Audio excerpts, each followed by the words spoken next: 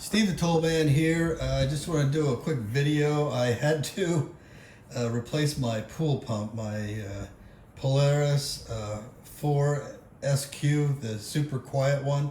Well, it broke on me twice, and apparently they're not making it anymore. So it was one of those Yugo type things. It just didn't work out. So I went back to my original pool pump, but they're newer and they've got issues too. But that's all I got. I mean, the impellers tend to be weak on them, but that's an easy change. But anyway, so I put in the PB4-60, the Polaris, and there were a couple items that, there's lots of videos on installing that, but you got to really pay attention to how far you screw in the volute. You put the fittings in the volute, or you can crack that thing.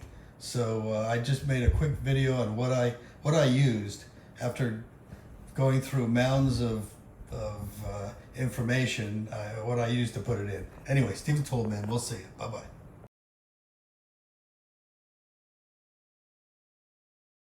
Here's the nifty book they give you with it, and it describes how to install it and all that good stuff. Today's retirement project was to replace my booster pump that failed. This is a workhorse, the PB4-60. I had this as my original boost pump in my pool that was built in 1999. It lasted 22 years. And then it failed finally. I mean, geez, that's a long time.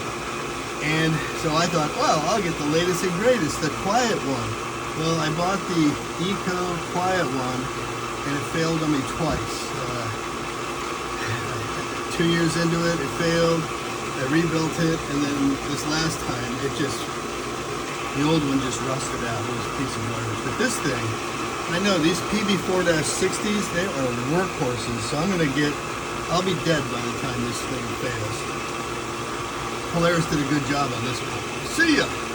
I'll give you a little sound test. It's not as quiet, not nearly as the last one, but it's not bad. I mean, I'll turn it on for you.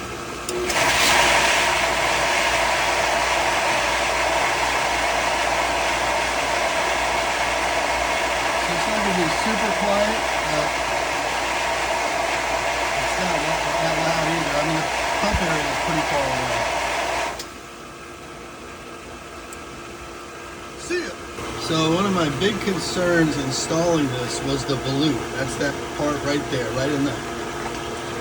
This is the volute, and those fittings, they crack if you crank down on these intakes. If you crank down on them, you're going to crack those, which I did on my first one. I had it in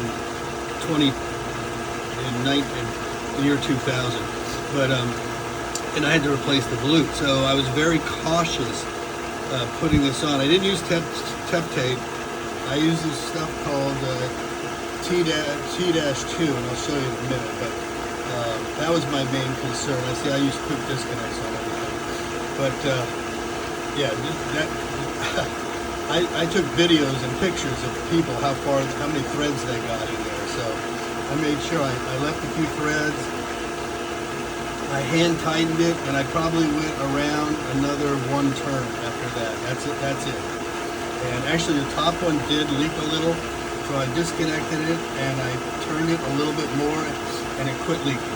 So I mean, that sealant really works good. It does a good job.